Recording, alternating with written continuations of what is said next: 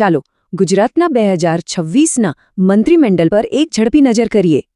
જેઓ સ્પર્ધાત્મક પરીક્ષાઓની તૈયારી કરી રહ્યા છે એમના માટે આ માહિતી ખૂબ જ કામની છે. તો સૌથી પહેલાં જોઈએ ટોચનું નેતૃત્વ. કોના હાથમાં છે ગુજરાતની કમાન? સરકારના સુકાની છે મુખ્યમંત્રી શ્રી ભૂપેન્દ્ર પટેલ. એમના હાથમાં છે વહીવટ, મહેસૂલ અને માહિતી જેવા મુખ્ય વિભાગો.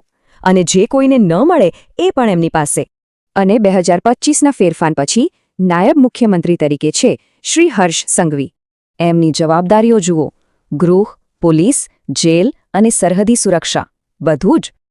તો હવે સવાલ એ છે કે કેબિનેટના બાકીના મજબૂત સ્તંભો કોણ છે? ચાલો જોઈએ. અહીં છે કેટલાક મુખ્ય કેબિનેટ મંત્રીઓ અને તેમના મહત્વના વિભાગો. રાજ્યના નાણાં, આરોગ્ય અને શિક્ષણ જેવા મોટા નિર્ણયો આ મંત્રીઓ લે છે. પણ યાદી અહીં પૂરી નથી થતી. ચાલો બીજા કેટલાક મુખ્ય ચહેરાઓ પર નજર કરીએ.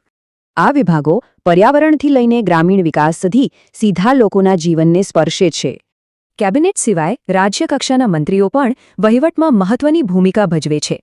અહીં સ્વતંત્ર હવાલો એટલે એમના વિભાગના એ જ બોસ. સીધી જવાબદારી એમની. ચાલો આટલી બધી માહિતીમાંથી પરીક્ષા માટે સૌથી મહત્વના મુદ્દાઓ તારવી લઈએ. પરીક્ષા માટે આ 5 નામ તો ખાસ યાદ રાખવા: ગૃહ, નાણાં, આરોગ્ય, શિક્ષણ અને સામાજિક ન્યાય. તો વિચારો, આ મંત્રીમંડળમાં આવતા વર્ષે સૌથી મોટો પડકાર કયા વિભાગ સામે હશે?